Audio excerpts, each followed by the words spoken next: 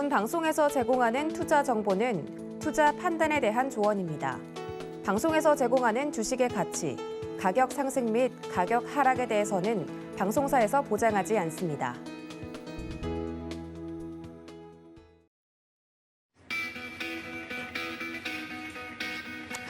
네, 안녕하세요. 고수익 작전 타임의 이수연입니다. 전일 뉴욕 증시는 3대 지수 모두 일제히 상승 마감에 성공했습니다. 다우와 나스닥 지수가 0.78% 상승했고 S&P 500 지수는 0.6% 오르면서 하루 만에 다시 한번 사상 최고치를 경신했습니다.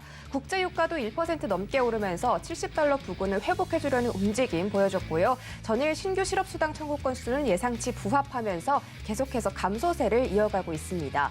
이 경기 회복에 대한 둔화 우려가 델타 바이러스 때문에 커지고 있는데 그럼에도 불구하고 경제 지표가 계속해서 개선세를 이어가고 있는데 이런 부분들 오늘자 우리 시장에 어떤 영향 미칠지 마지막 금요일장 함께 해보도록 하겠습니다. 네, 그리고 오늘부터는 새로운 코너가 진행이 됐는데요. 미국에 직접 투자하고 계시는 월가 트레이더 버니 씨와 함께 진짜 미국 주식 이야기를 들어보도록 하겠습니다. 과연 어떤 분일지 지금 화면으로 잠시 만나보시죠.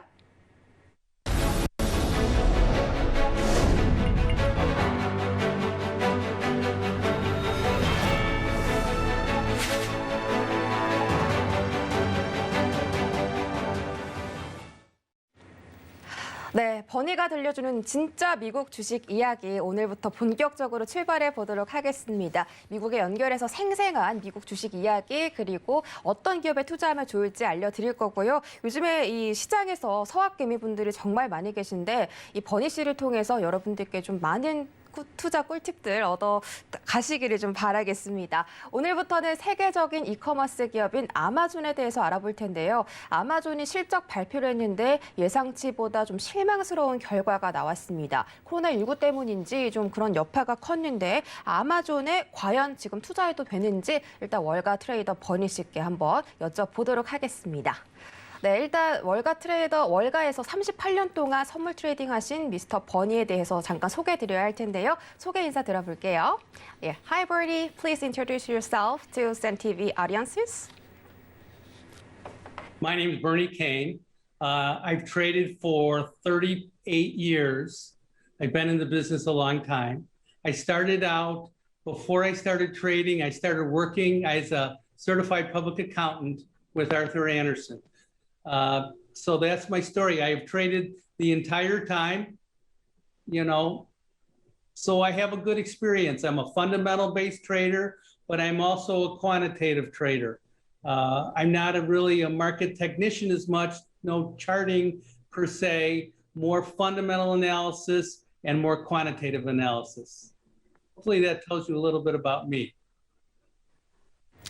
네, 앞으로 본격적으로 더 많은 차트 분석들과 기업들 기대해 보도록 하겠습니다. 본격적으로 미국 주식 이야기로 넘어가 보도록 할 텐데요. 지금 대부분의 투자자들은 대형 기술주만을 바라보고 있습니다. 페이스북이라든지 구글 같은 그런 기업들인데 특히 이 아마존에 대해서는 지금 투자해도 좋을지 한번 여쭤보도록 할게요.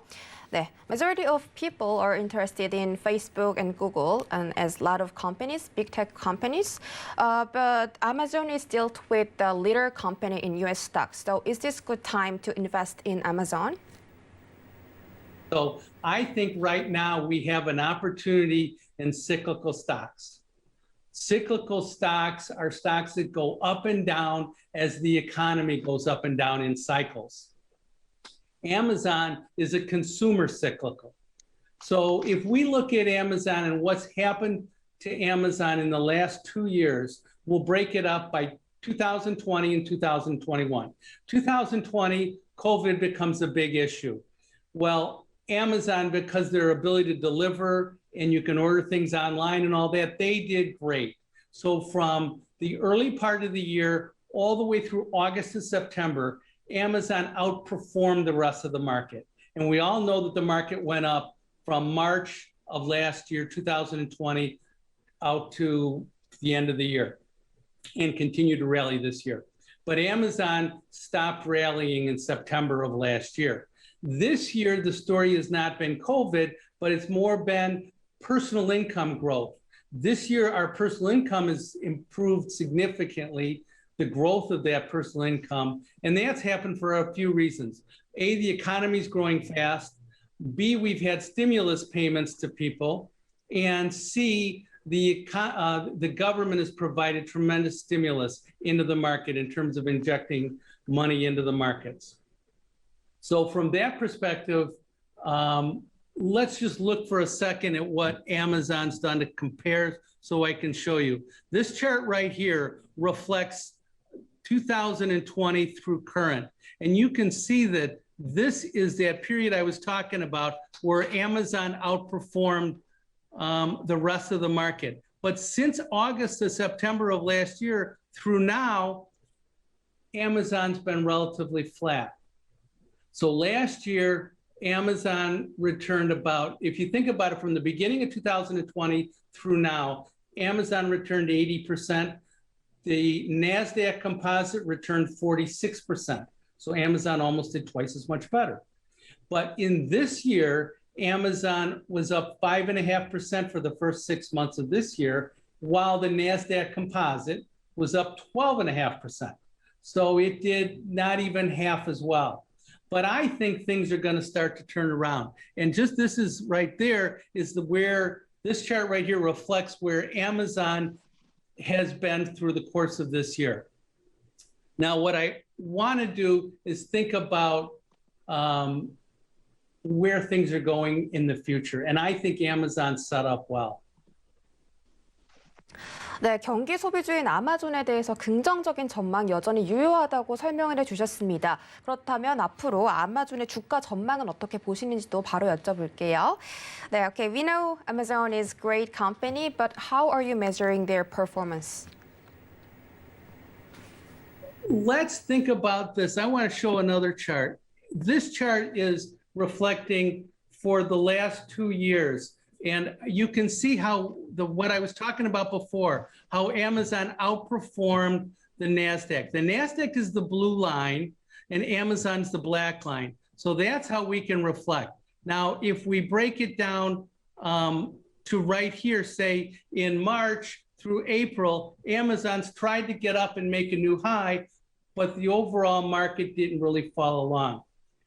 So at that point in time, I think we've got opportunities to be able to look for places to judge Amazon. If I want to look at Amazon, I want to think about Amazon from the perspective of the retail industry. So if we look at where Amazon fits in the retail industry, e-commerce is over the last, say, 2 years has gone from 9% previous to 2020. It was 9% of the total retail industry, and it is now 14% of the total retail industry. So that portion of the retail industry, the e-commerce portion, is growing. Now, the retail industry is also growing, but e-commerce is taking up a larger and larger piece. Amazon is 39% this year of the total retail e-commerce space. And that's up from about 28% 2 years ago. So Amazon's really continued to grow. I believe that Amazon can be up to 45 to 50% of that e-commerce space over time, which makes that a significant component of the retail industry. When we think about the retail industry, the largest retail player is Walmart. I believe that Amazon can overtake Walmart in 2022 and be the largest retail company in the United States. So that's just not online, but that's online and in total. When we look at how Walmart's done it, Walmart's been around for a long time, and it's done it through accessing a variety of different aspects. So when you go into Walmart, you can buy groceries in there, you can buy clothes in there, you can buy hardware tools in there, you can buy a lot of things. Amazon never really was in that grocery space. So it really it didn't compete with Walmart on that. But over the last few years, Amazon has purchased a company called Whole Foods. And Whole Foods is it's one of the top grocery companies in the United States. So Amazon's been able to compete with them there. On top of that, if we think about it, Amazon also has other things that they do different than Walmart. Amazon has a Prime membership for $119. You get what's determined to be about $800 to $900 worth of services. And that's how they get new customers all the time. So their customer base continues to grow. On top of that, Amazon does something really interesting. So if you're a seller on Amazon's platform and Amazon really likes your business, they'll go to you and they'll say, I want to buy some of your stock and I want to buy warrants to be able to purchase some of your stock in the future at a specified price. And because they're so big and being on that selling platform is so important to the selling companies, they wind up selling stock to Amazon, often at a discount to where the market prices for that company's stock are at the time. And that's got two benefits. A, it gives the company that Amazon invests in more capital to continue to grow. But if that company does grow and Amazon's a big component of that company's growth, Amazon's going to benefit because they own the stock in that company. So they've got a whole way of making money that Walmart doesn't do. It's just another way of how they operate. So that's another thing they've got. Then finally, they've got Amazon Web Services. Amazon Web Services is a cloud company. They've got about 30% of the market. And they've been growing at about 30% compounded for the last 10 years. They are the biggest company in that space, and they contribute a significant amount of earnings to Amazon. So all of those reasons, I think, are good reasons to continue to buy Amazon stock. 네, 월마트와 다르게 아마존은 다른 특별한 비즈니스 모델을 가지고 있고 또 그것이 바로 이 아마존의 잠재력이 될 수 있다고 확인을 해주셨습니다. 이제 아마존이 진행하고 있는 클라우드 서비스에 대해서 여쭤보도록 하겠습니다. Okay, with contrast with Walmart, Amazon has another different special business model. So can you explain more about cloud services of Amazon? Amazon Cloud Service has been growing at about a 30% compounded rate for the last 10 years. It's the largest company in that industry, and it's got about 30% of that space. The number 2 competitor is Microsoft, and they have about 19% of that space. And if Amazon Web Services continues to grow as fast as they have been growing in the future, which most likely they will because cloud services is so important, it's going to be a larger and larger contributor to Amazon's bottom line. It's an extremely profitable division. 네, 그렇다면 아마존에 대해서 앞으로 어떤 부분 체크해야 하면 좋을지 좀 여쭤보도록 하겠습니다. Okay, for investors, what are they supposed to check out the risking points? This is important because what we want to do is build a portfolio of stocks, not only stocks that do well, but stocks that outperform the rest of the market. So if we think about it, okay, if we want Amazon to outperform Walmart and be the #1 retailer, we want to compare how Amazon does to Walmart. And if we want Amazon to outperform the market as a whole, we want to compare that. So if I look at this chart right here, this is Amazon as it relates to Walmart. So what I did is I took the price of Amazon, I divided it by the price of Walmart. If that ratio goes higher, Amazon's outperforming Walmart. If that ratio goes lower, that Amazon's underperforming Walmart. That's a 4-year chart on a weekly basis. So we can see there are periods that Amazon has clearly outperformed Walmart. And if we look at it from the beginning of the chart at the lower left to the top of the chart at the higher right, Amazon has outperformed Walmart, generally speaking, very well. There have been periods where it hasn't done so well, but overall, in the big picture of life, it's done much better than Walmart. If we want to also take a look at how Amazon has compared to, let's say, the NASDAQ 100, the top 100 stocks in NASDAQ. We want to be able to own stocks that do better than the NASDAQ. And we want the NASDAQ to do really well so that our portfolio looks even better.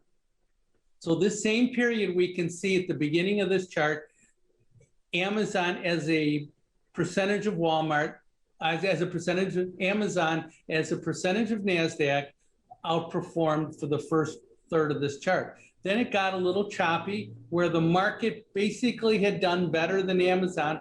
Both markets are going higher. Then we had that period in early 2020 where Amazon significantly outperformed the market. And then from that time when it went flat, and on this chart, it looks like it went down. That's because NASDAQ kept on rallying and Amazon didn't. Now we can see right now, the little red line is the 20-week moving average. And if we can stay above the 20-week moving average, most likely we have a chance to continue to outperform again. So I think we're at a really critical spot. I think Amazon has the chance now to really outperform Walmart. And that's why I think the stock is good to pay attention to right now. If NASDAQ goes higher at the end of the year and Amazon goes higher on this ratio, Amazon's going to be a great performing stock for the next 6 months of the year. So I think we need to think about this, watch this as we go along. 네, 그렇다면 이 아마존이라는 기업을 정말 직접 포트폴리오에 담으면 수익을 낼 수 있을지에 대해서도 여쭤보도록 하겠습니다. 네, could we expect the profit when we add Amazon to our portfolio? Let's think about it like this. Let's think about Amazon being in a horse race. It's in a race against Walmart and it's in a race against the market. Okay, if it can win both of those races, it's got to be in your portfolio. It's a great stock to have in. If it doesn't win, so we have to constantly watch things, because every month is a little bit different. I try to make this on a weekly basis, so when it goes up and stays above it on a weekly basis, it can stay above it for 6 months, a year, that sort of thing, and we can have a really great return. There's two things that are going on with Amazon right now. Okay, so Andy Jassy ran Amazon Web Services for the last 10 years. And Amazon Web Services is now their biggest division at Amazon. Jeff Bezos is stepping down as chief executive officer, and he's named Andy as his new chief executive officer. He had to think long and hard about what he did because this company is so big and so powerful. Let's go back 10 years and think about what Steve Jobs did at Apple. Steve Jobs decided to step down at Apple, and he put in Tim Cook at Apple. Well, he thought about that long and hard also.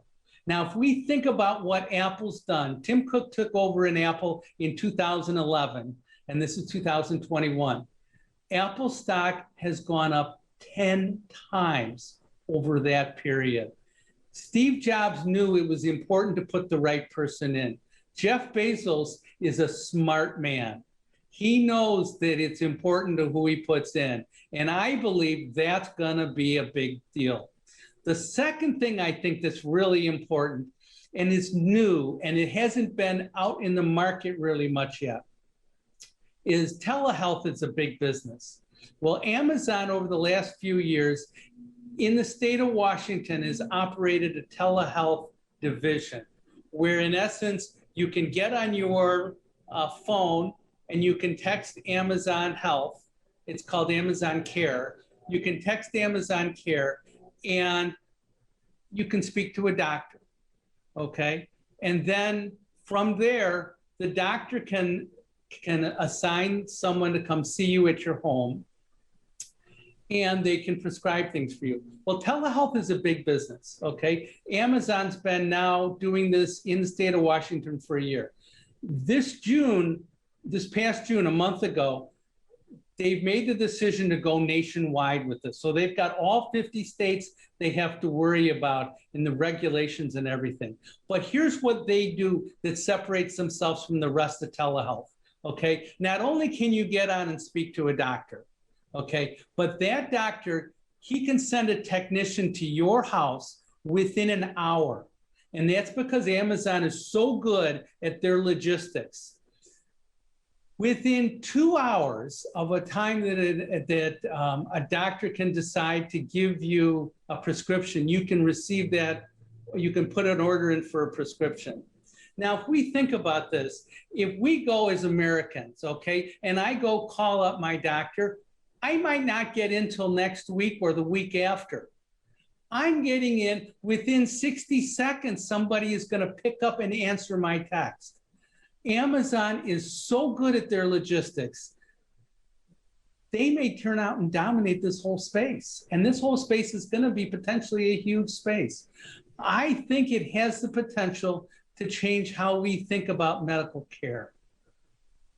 네, 아마존이 저희가 알고 있는 이커머스 사업뿐만이 아니라 뭐 원격 의료 서비스라든지 굉장히 많은 성장 모멘텀을 가지고 있는 기업이었습니다. 앞으로도 이런 분석 한번 기대해 보도록 하겠고요. 버니 씨 마지막으로 인사 받으면서 보내드리도록 하겠습니다. 네, thank you so much for your profound analysis. So please say goodbye to the viewers. Thank you very much for the time you've given me. 네, 여기까지 월가에서 38년 동안 트레이딩하신 버니 씨의 생생한 미국 주식 이야기 한번 들어봤습니다. 앞으로는 이 대기업뿐만이 아니라 중소기업들 그리고 미국 시장 전망까지 여쭤볼 예정이니까요. 이 코너에 대해서 많은 관심 부탁드리겠습니다. 네, 저희는 다음 코너로 바로 이성웅의 작전 키워드 시간으로 넘어가 보도록 하겠습니다. 이성웅 과장님 만나볼게요. 안녕하세요. 네, 안녕하십니까? 네, 반갑습니다. 오늘의 작전 키워드 바로 확인할게요. 네, 오늘의 첫 번째 키워드 대세는 바이오 CMO입니다. 올해 상반기에 보건산업 수출액이 전년 동기 대비 30% 증가했다고 나와 있습니다. 여기에다가 정부가 K글로벌 백신 허브를 추진하고 있다고 하죠. 그래서 전일 이 코스닥에 상장할 제약바이오 업종들이 강세 보였고 정말 우리나라가 이 K바이오의 이 제약 허브가 될 수 있는지도 궁금합니다. 이 CMO에 대해서 또 이 삼성 바이오로직스를 필두로 많은 기업들이 CMO를 수주를 받고 있고 실적 그만큼 내주고 있거든요. 이런 부분들 어떻게 보십니까? 네, 우선 그 백신 가격도 지금 참 인상에 대한 얘기가 올라오면서 우리나라 바이오주들에 대한 관심을 다시 한번 좀 가져가야 되는 시기이지 않을까요? 판단되고 있고요. 아시겠지만 삼성바이오로직스가 지난 5월 아시아에서 유일하게 모더나와 코로나19 백신에 대한 위탁 생산을 하는 걸로 봤을 때는 이 아시아에서만큼은 우리나라 특히 이제 CMO 관련 기업들에 대한 관심을 좀 가져야 된다라고 볼 수 있겠고요. 삼성바이오로직스 그리고 SK 바이오사이언스 같은 이 CMO 관련에 대한 기업들이 이 일반 제약바이오 업종은 약간 좀 그 투자 심리가 좋아진다라는 그런 관점에서 한 반면에 이 CMO 관련 기업들 같은 경우에는 이 투자 심리 플러스 펀더멘탈까지 계속 받쳐주고 있기 때문에 좀 관심을 계속 가져야 되지 않을까라고 좀 판단되고 있습니다. 뭐 SK 바이오사이언스 주가 최근에 크게 좀 잘 가고 있는데요. 역시 정부의 어떤 노바백스에 대한 계약 물량까지 좀 있기 때문에 이 2분기뿐만 아니라 지금 3분기, 4분기 실적에 대한 부분은 2분기 영업이익의 662억의 플러스 알파가 계속될 가능성이 있다라고 말씀드릴 수 있겠고요. 그다음에 역시 뭐 CMO 기업은 아니더라도 셀트리온의 뭐 주가에 대한 상승 부분 같은 경우에도 뭐 합병이나 여러 가지 그 긍정적 이슈가 있기 때문에 관심을 가져야 되는 게 맞지 않을까 이렇게 보입니다. 네, CMO에 대해서 전망들 분석해드렸고요. 두 번째 키워드 바로 확인해 볼게요.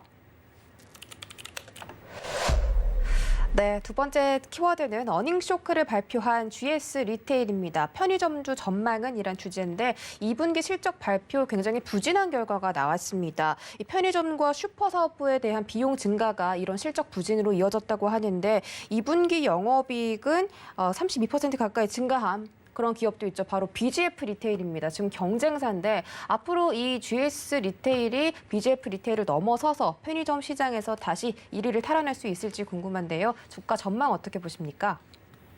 네, 우선 GS 리테일 같은 경우가 뭐 편의점뿐만 아니라 슈퍼 그리고 기타 사업부들의 적자까지 좀 확대되는 모습이었고 또 합병 관련 또 일회성 비용도 있었습니다.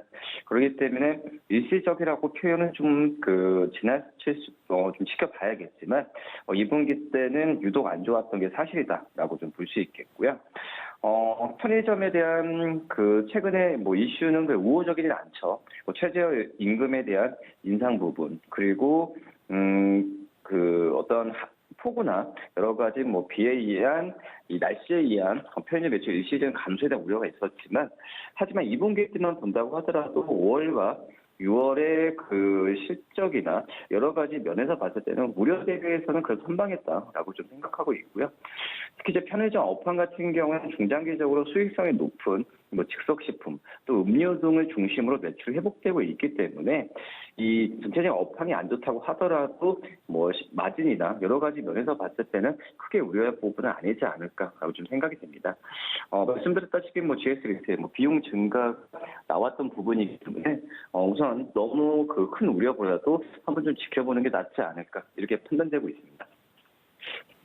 GS 리테일 실적은 부진하지만 그래도 앞으로도 기대해볼 만한 기업이다라고 말씀을 해주셨고요. 두 번째로는 이 SK 하이닉스에 대해서 좀 여쭤볼까 싶습니다. 최근에 이 코스피 시장에 외국인들의 순매수가 크게 유입되면서 시가총액 1위와 2위를 차지하고 있는 삼성전자와 SK 하이닉스의 주가가 굉장히 크게 올랐습니다. 하지만 SK 하이닉스는 이거래일 정도 오르다가 어제도 그렇고 전전일도 그렇고 주가가 좀 빠졌거든요. 그래도 5일선을 지지해주는 모습인데 이 메모리 반도체 피크아웃 우려도 있지만 앞으로 이 반도체 사이클이 다시 한번 상승 기조로 돌아올까 이런 의견도 있습니다. SK 하이닉스는 어떻게 보십니까?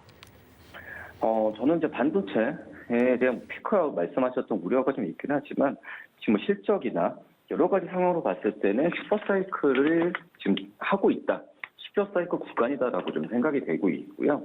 지금 현재 우리나라 반도체 수출 같은 경우도 3개월 연속 100억 달러를 돌파했었고, 이거는 이제 2018년 7월보다 많은 액수라고 좀 판단됩니다.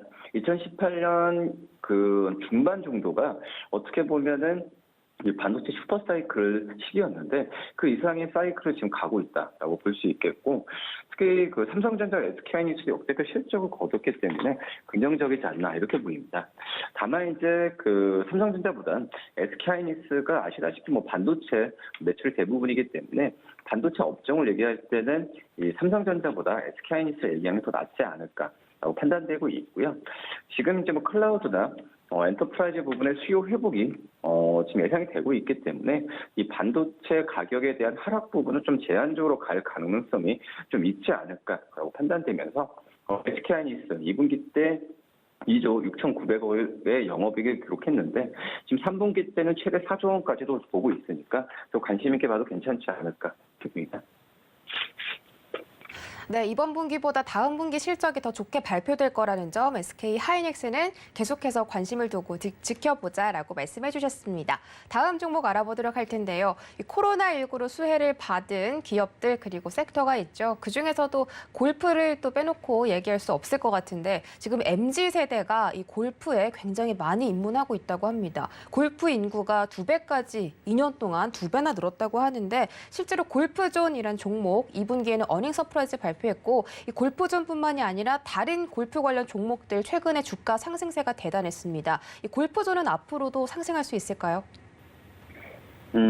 지금 이제 골프 많이 치시죠. 그리고 이 관련 주가에 대한 부분에 있어서도 골프웨어가 1차적이겠고, 그다음에 실질적인 이 골프존 같은 이 스크린 골프를 운영하는 그런 기업들한테도 이 수혜가 된다라고 볼 수 있겠는데, 이 골프존 같은 경우에는 2분기도 그 어닝 서프라이즈를 기록했는데요. 우선 2분기 때 수도권에 대한 영업 시간의 제한에 대한 부분에 있어서 이 우려감은 좀 있었긴 하지만, 오히려 지금 이 우려감을 불식시키는 과정으로 가기 때문에 주가에 대한 더 가볍게 가지 않을까라고 판단되고 있습니다. 스크린 골프 영업이 좋기 때문에 신규 가맹점에 대한 증가 부분도 계속되고 있고, 여기에 이런 부분에 있어서 GDR 사업 부분에 있어서 이 적자, 특히 GJ 아카데미죠. 이 적자에 대한 축소가 지금 시작이 되고 있습니다. 그렇기 때문에 2분기 서프라이즈는 3, 4분기 때도 이 분기 서프라이즈 이어갈 가능성이 있다라고 좀 판단되고 있고요. 우선 그 현금 흐름이나 여러 가지 면에서 봤을 때는 골프존에 대한 어떤 재무적인 구조는 점점 좋아질 가능성이 크기 때문에 더 관심 있게 봐도 괜찮지 않을까 이렇게 보입니다. 네, 골프존에 대해서는 앞으로도 계속 관심 있게 지켜보자라고 말씀해 주셨습니다. 자, 오늘 시장 대응 작전 필요할 텐데요. 약속의 금요일이라고 하죠. 금요일에는 주가가 좀 많이 부진한 모습을 보이는 경향이 있습니다. 하지만 전일 뉴욕 증시 3대 지수가 모두 다 상승 마감 성공했고, 특히 S&P 500 지수는 사상 최고치를 다시 한번 경신했기 때문에 오늘도 좀 기대가 되는데요. 오늘 우리 시장 대응 작전 어떻게 세워볼까요? 네, 좋습니다. 어제 외국인들의 순매수에 대한 전환 부분도 순매수 랠리도 좀 괜찮다라고 판단되고 있고요. 지금 경기 모멘텀도 정점을 통과하고 심리 지표에 대한 고점 통과 논란이 있긴 하지만 지금 현재 봤을 때는 이런 매크로 지표도 중요하지만 이 반도체, 자동차, 인터넷 어떤 이런 비중 확대에 대한 종목별로 접근하는 전략이 굉장히 중요하다라고 좀 판단이 되고 있고요. 그러기 때문에 이 어떤 시장에 대해서 급락 가능성이 제한적으로 가는 구조로 봤을 때는 우선 종목들에 대한 비중 확대는 필요하지 않을까. 특히 이제 성장주도 중요하지만 그전에 많이 떨어졌었던 민감주, 특히 실적에 대한 기대감이 큰 앞서 말씀드렸던 SK하이닉스와 같은 그런 기업들에 대한 관심을 좀 가지는 게 낫지 않을까라고 판단이 되고 있습니다. 결론을 말씀드리면 주식 비중을 어떤 테이퍼링이나 여러 가지 면에서 현금 비중 늘려야 되나라고 고민할 수 있겠지만은 종목별로 모멘텀 플레이로 가져간다고 한다면 과감하게 매수하는 전략도 괜찮다고 이렇게 판단되고 있습니다. 네, 지금까지 이성훈 과장님과 함께했습니다. 오늘 분석 고맙습니다. 네, 감사합니다.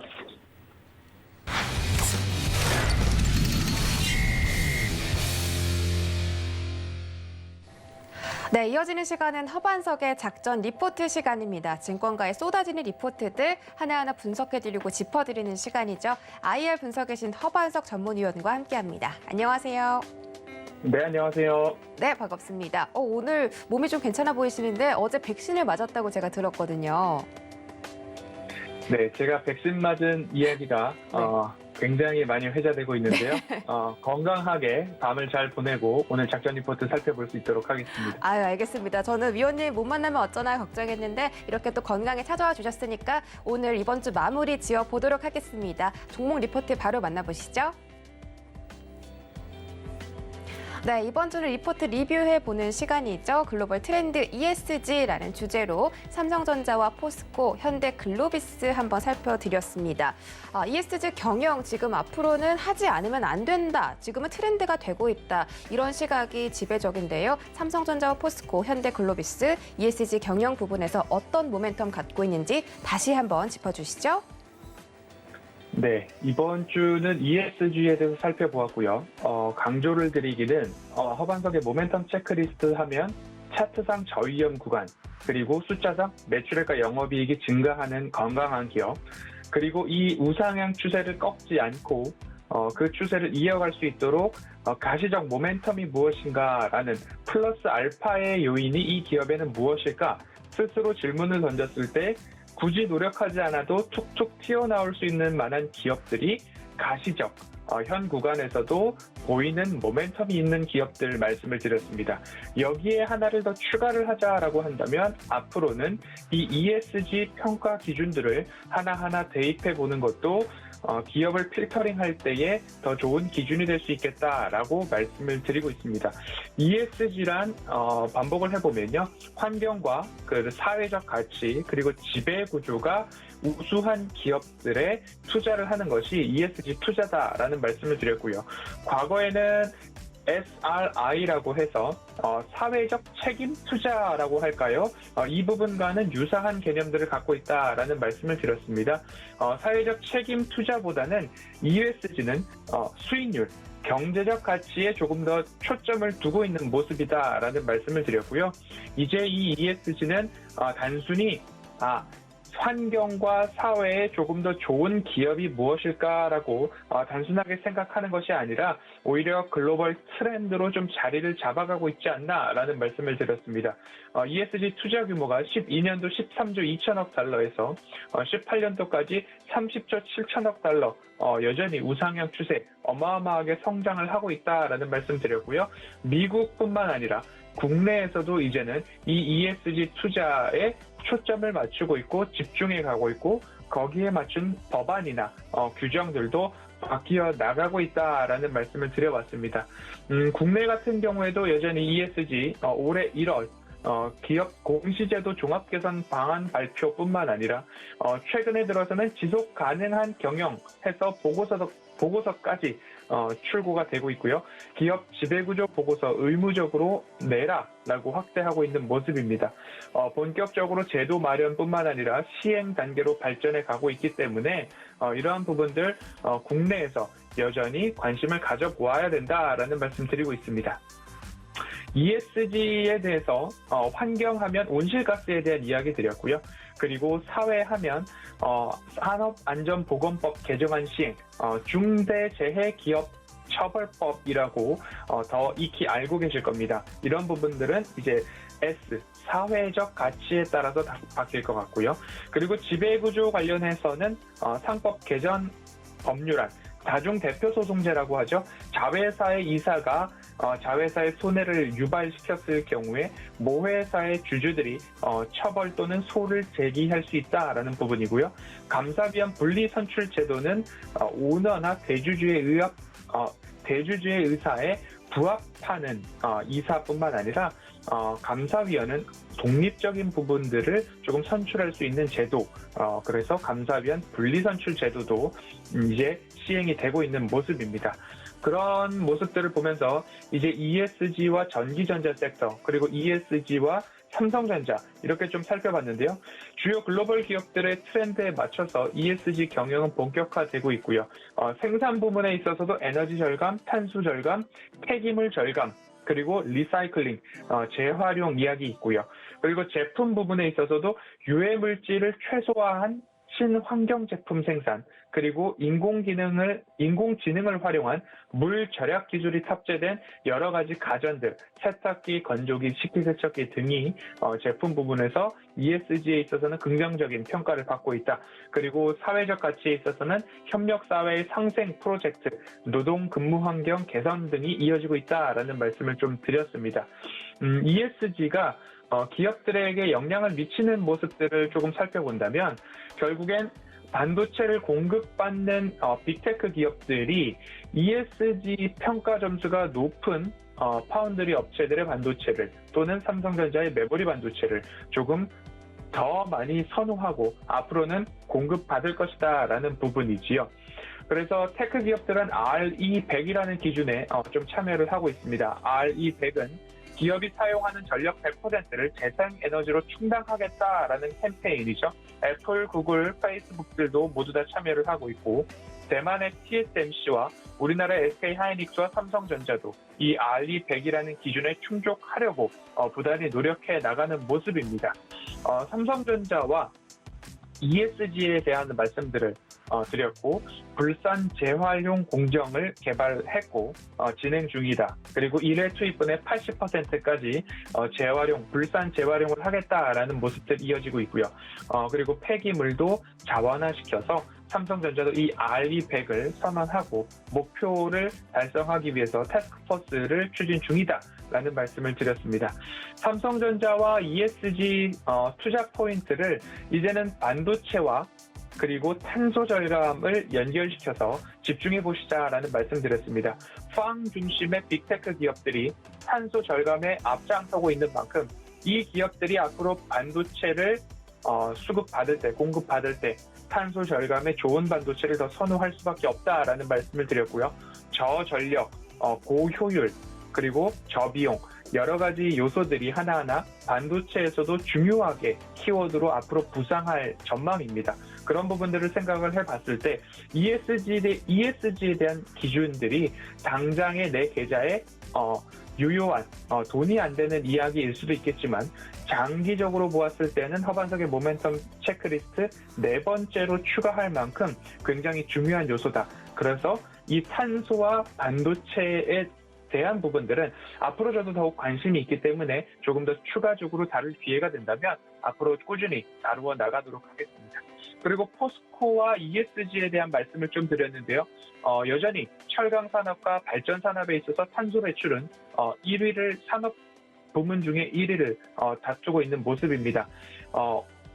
산업 그 중에서도 발전과 에너지 부분에서는 온실가스 배출량이 1위였고요. 그 이어서 철강 산업이 2위를 달리고 있는 모습이죠. 결국엔 에너지를 친환경, 전기를 친환경으로 개발을 한다면 에너지 비용 단가가 높아지고요. 철강 산업도 마찬가지로 철강을 만드는데, 철강 산업을 영위하는 데 있어서 에너지를 친환경으로 바꾸면 결국에 철강 단가가 높아진다라는 부분으로 비결이 되고 있는 모습입니다.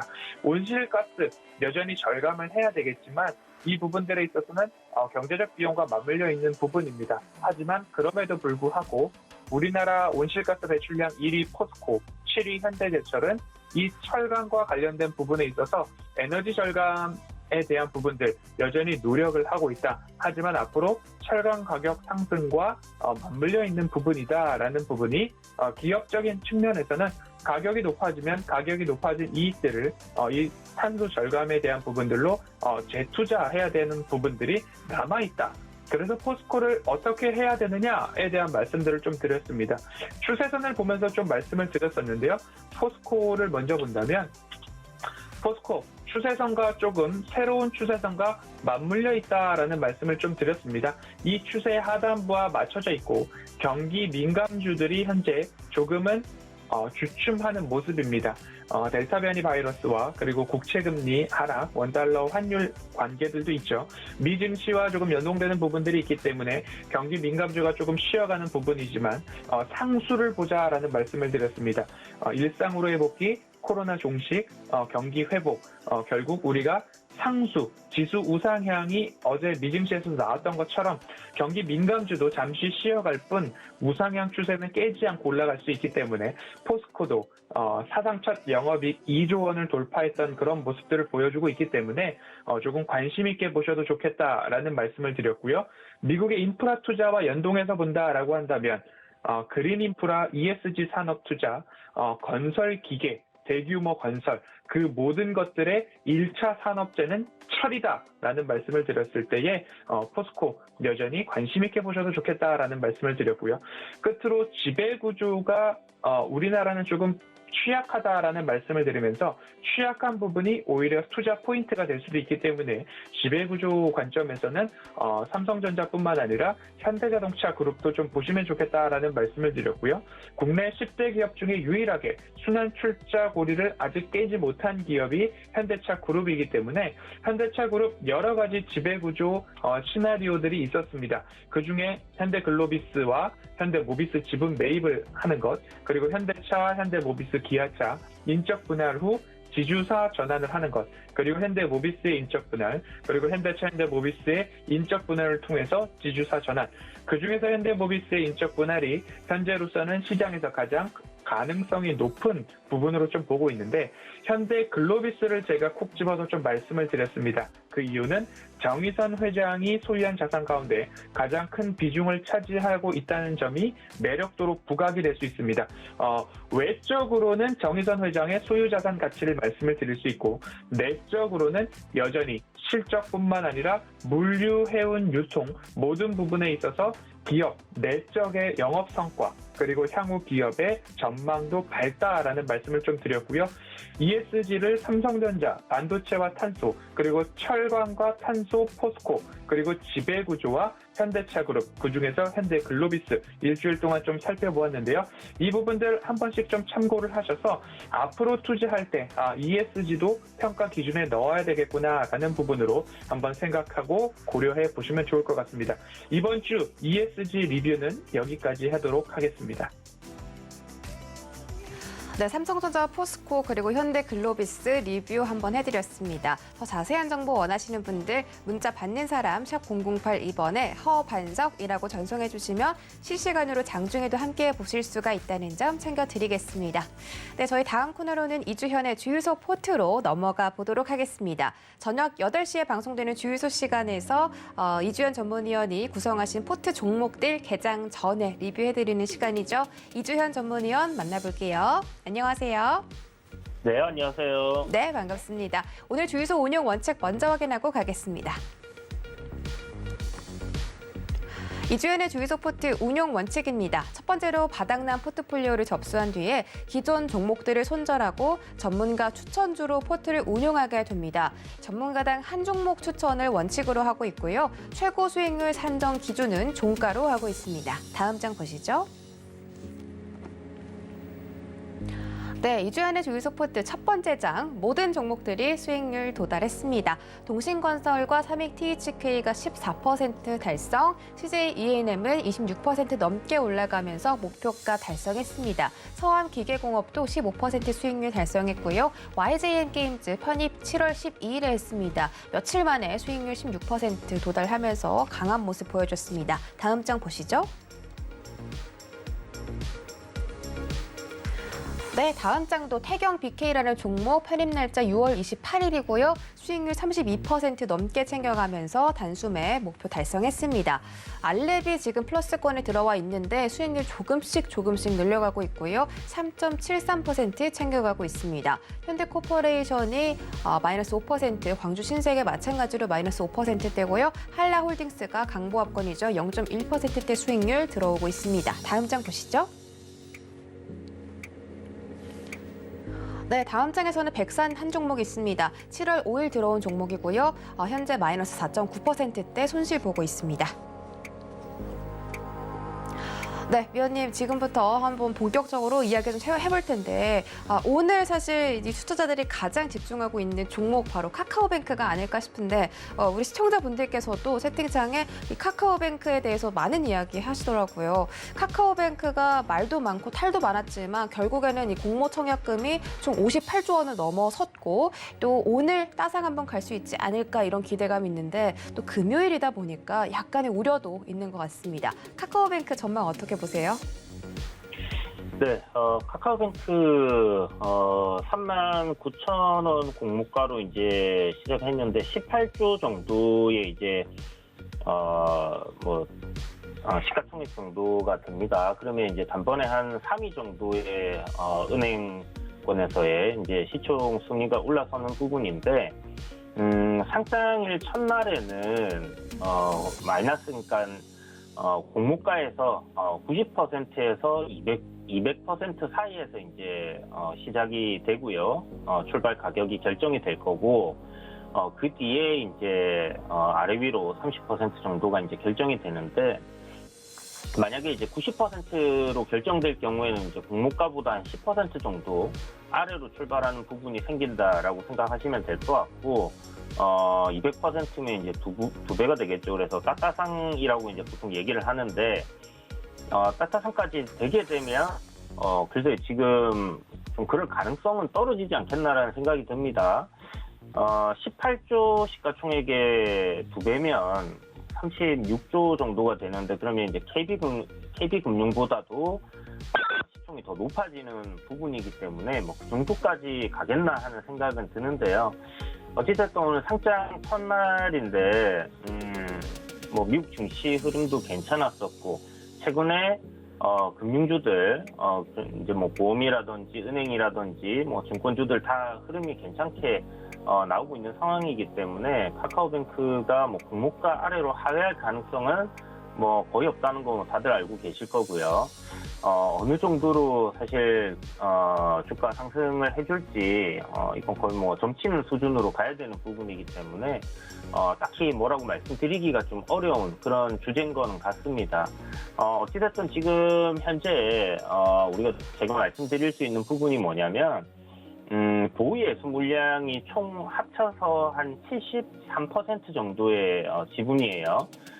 그러니까 이제 최대 주주가 이제 상장 이후에 한 6개월 정도 다들 알고 계실 거고, 기존 주주분들도 상장 후에 6개월 정도 보유예수가 걸립니다. 그리고 3개월 정도 지나면 보유예수가 풀리는 물량이 한 3%가 있고요. 우리 사주조합이 2.7% 정도 가지고 있는데 이거는 상장 이후 한 1년 정도 지나야지 풀려요. 그래서 3개월 뒤에 풀릴 수 있는 물량이 73% 중에서 한 3%가 풀린다라고 생각을 하시면 될 것 같고요. 나머지 이제 27% 정도는 상장 직후 바로 시장에 나올 수 있는 물량이다라고 생각을 하시면 됩니다. 그래서 전체적으로 카카오뱅크의 유통 비율은 한 30% 되기 때문에 그렇게 뭐 크지는 않다라고 생각은 할 수는 있지만, 어찌됐든 상장 첫날은 뭐 시작하고 나서부터 외국인들이나 그 다음에 기관 투자자들 비확약 물량들이 많이 있습니다.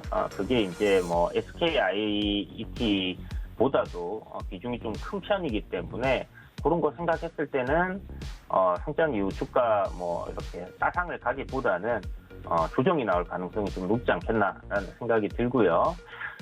그런데 은행이라는 관점에서 우리가 좀 접근을 해본다면 연기금 그리고 외국인들이 엄청난 비중을 가지고 있습니다.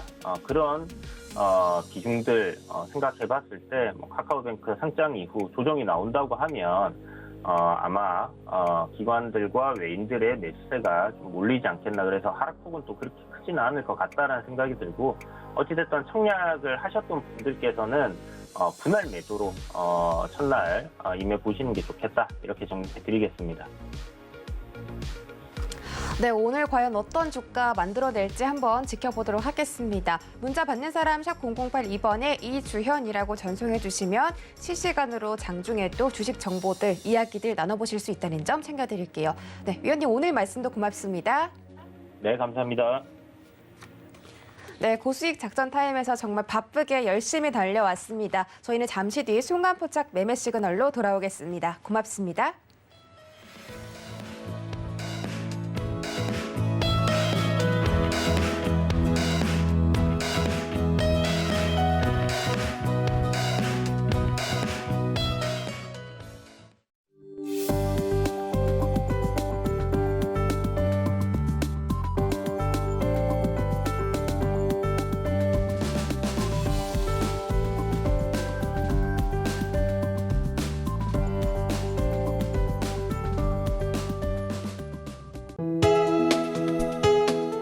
본 방송에서 제공하는 투자 정보는 투자 판단에 대한 조언입니다. 방송에서 제공하는 주식의 가치, 가격 상승 및 가격 하락에 대해서는 방송사에서 보장하지 않습니다.